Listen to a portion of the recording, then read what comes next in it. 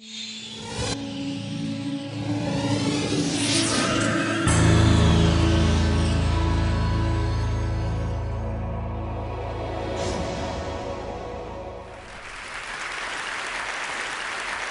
want to talk today about, I've been asked to take the long view.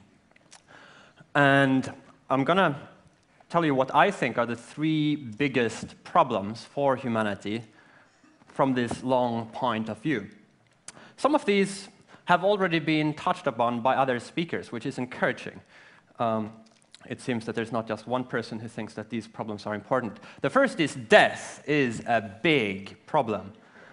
If you look at the statistics, the odds are not very favorable to us. So far, most people who have lived have also died. Roughly 90% of everybody who's been alive has died by now.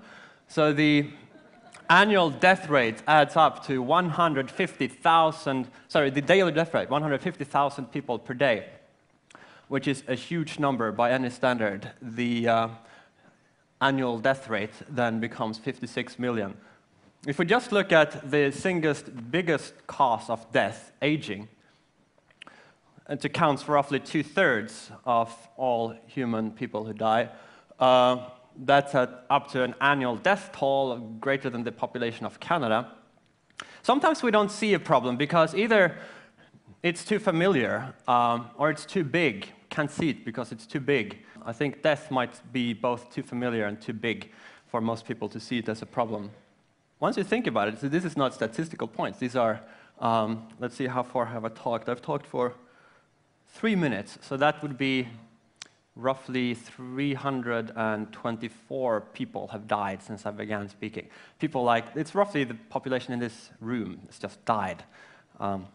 Now, the human cost of that is obvious once you start to think about it, suffering, the loss. It's also economically enormously wasteful. I'll just look at the information and knowledge and experience that is lost due to natural causes of death in general and aging in particular. Suppose we approximated one person with one book. Now, of course, this is an underestimation. A person's lifetime of learning and experience is a lot more than you could put into a single book. But let's suppose we did this. 52,000 people die of natural causes each year. Corresponds then to 52 million volumes destroyed. Library of Congress holds 18 million volumes. We are upset about the burning of the Library of Alexandria. It's one of the great cultural tragedies that we remember even today.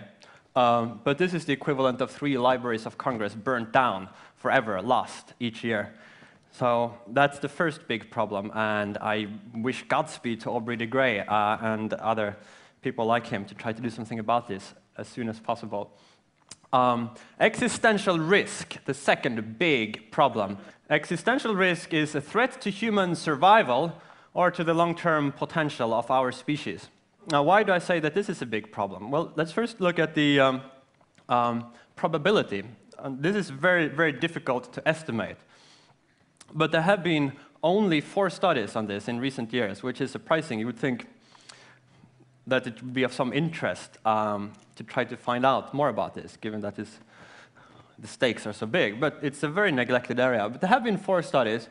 One by John Leslie wrote a book on this. He estimated a probability that we will fail to survive the current century, 50%. Similarly, the astronomer royal, whom we heard speak yesterday, also has a 50% probability estimate. Another author doesn't give a numerical estimate, but says the probability is significant that we'll fail. I wrote a long paper on this. I said assigning a less than 20% probability would be a mistake in light of the current evidence we have. Now, the exact figures here you should take with a big grain of salt, but there seems to be a consensus that the risk is substantial. Everybody who has looked at this and studied it agrees. Now, if we think about what just reducing the probability of human extinction by just 1 percentage point, not very much. So that's equivalent to 60 million lives saved if we just count the currently living people, the current generation. 1% of 6 billion people is equivalent to 60 million. So that's a large number. If we were to take into account future generations that will never come into existence if we blow ourselves up, then the figure becomes astronomical.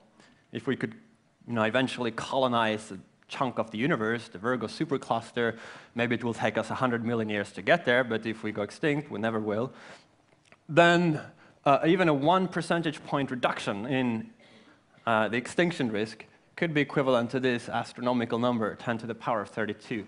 So if you take into account future generations as much as our own, every other moral imperative of philanthropic cause just becomes irrelevant. The only thing you should focus on would be to reduce existential risk, because even the tiniest decrease in existential risk would just overwhelm any other benefit you could hope to achieve. And even if you just look at the current people and ignore the potential that would be lost if we went extinct, it should still have a high priority.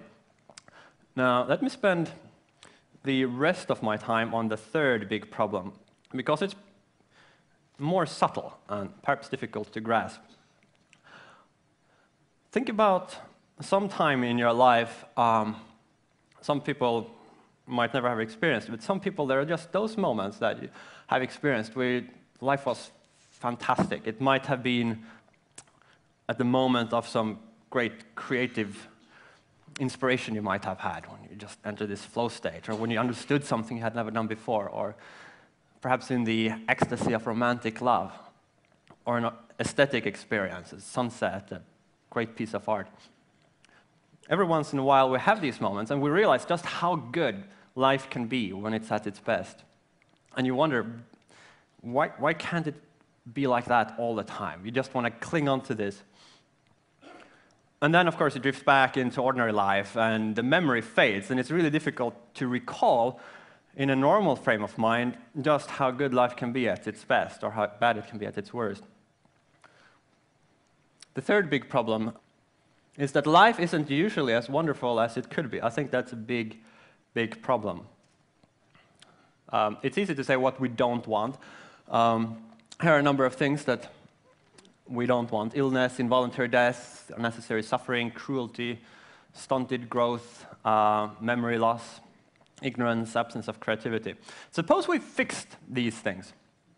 We did something about all of these. We were very successful. We got rid of all of these things. We might end up with something like this, which is, it's a heck of a lot better than that. But is this really the best if we can dream of? Is this the best we can do? Or is it possible to find something a little bit more inspiring to work towards?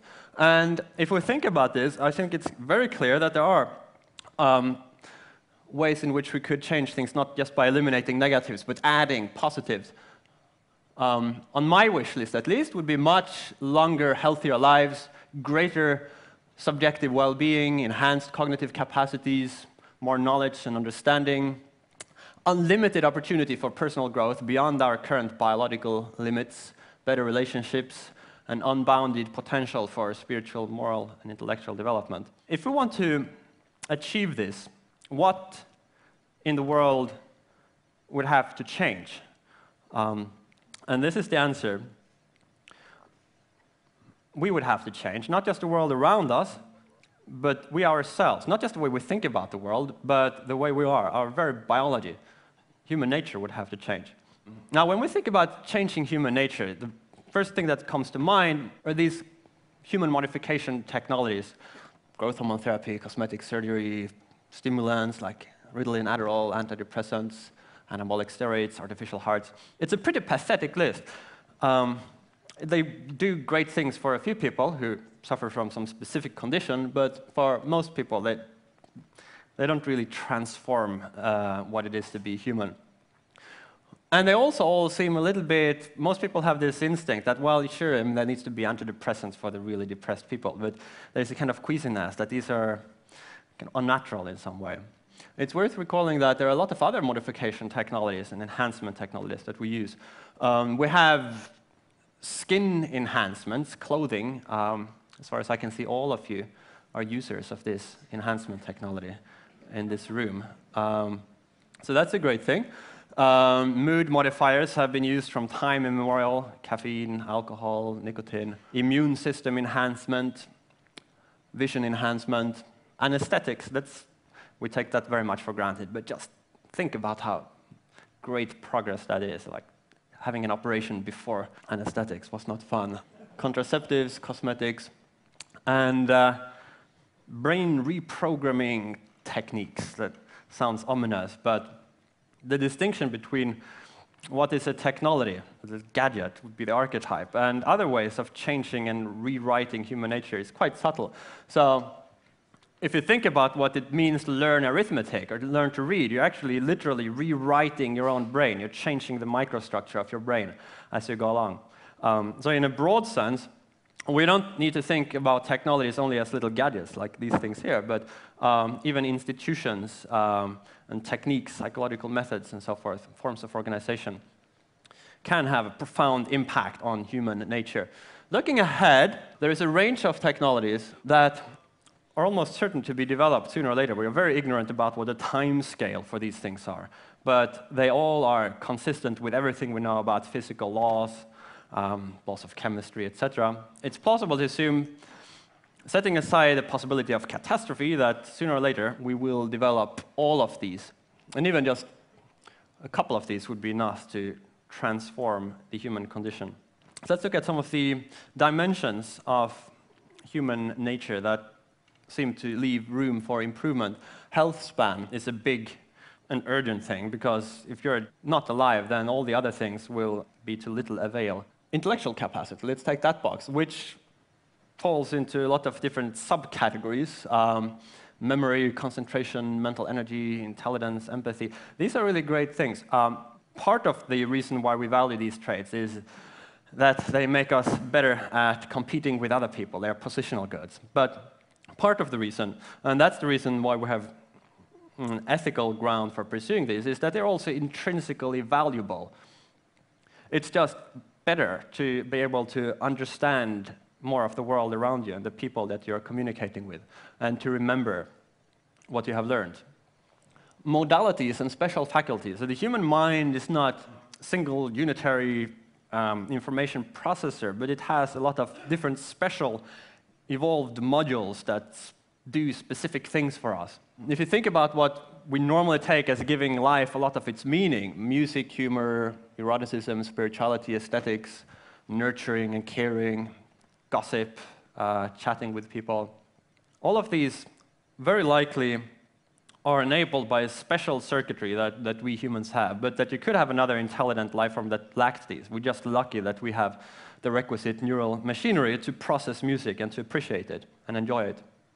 All of these would enable, in principle, be amenable to enhancement. Some people have better musical ability and ability to appreciate music than others have. It's also interesting to think about what other things are.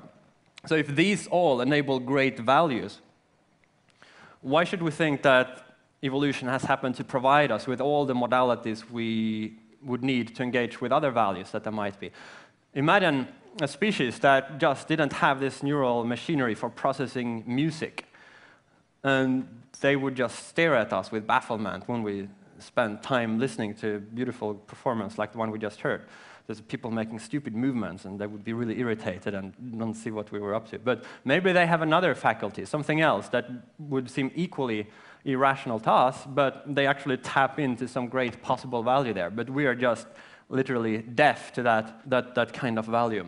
So we could think of adding on different new sensory capacities and mental faculties. Bodily functionality and morphology, an effective self-control, greater subjective well-being, be able to switch between relaxation and activity, being able to go slow when you need to do that and to speed up, be able to switch back and forth more easily would be a neat thing to be able to do. Easier to achieve the flow state when you're totally immersed in something you're doing. Conscientiousness and sympathy, ability to, it's another interesting application that would have large social ramification perhaps. If you could actually choose to preserve your romantic attachments to one person undiminished through time, so that love would never have to fade if you didn't want it to. That's probably not all that difficult. It might just be a simple hormone or something that could do this. It's been done in voles. You can engineer a prairie vole to become monogamous when it's naturally polygamous. And it's just a single gene. Might be more complicated in humans, but perhaps not that much. This is the last picture I want to end. Now I've got to use the laser pointer. A possible mode of being here would be a way of life, a way of being, experiencing, thinking, seeing, interacting with the world. Down here in this little corner here, we have the little subspace of this larger space that is accessible to human beings, beings with our biological capacities. It's a part of the space that's accessible to animals. Since we are animals, we are a subset of that. And then you can imagine some enhancements of human capacities. There would be different modes of beings you could experience if you were able to stay alive for, say, 200 years. Then you could live sorts of lives and accumulate wisdoms that are just not possible for humans as we currently are. So then you move up to this larger sphere of human plus, and you could continue that process and eventually explore a lot of this larger space of possible modes of beings. Now, why is that a good thing to do? Well, we know already that in this little human circle there are these enormously wonderful and worthwhile modes of being. Human life at its best is wonderful. We have no reason to believe that within this much, much larger space, there would not also be extremely worthwhile modes of being, perhaps ones that would be way beyond our wildest ability even to imagine or dream about. And so to fix this third problem, I think we need slowly, carefully, with ethical wisdom and constraint, develop the means that enable us to go out in this larger space and explore it and find the great values that might hide there. Thanks.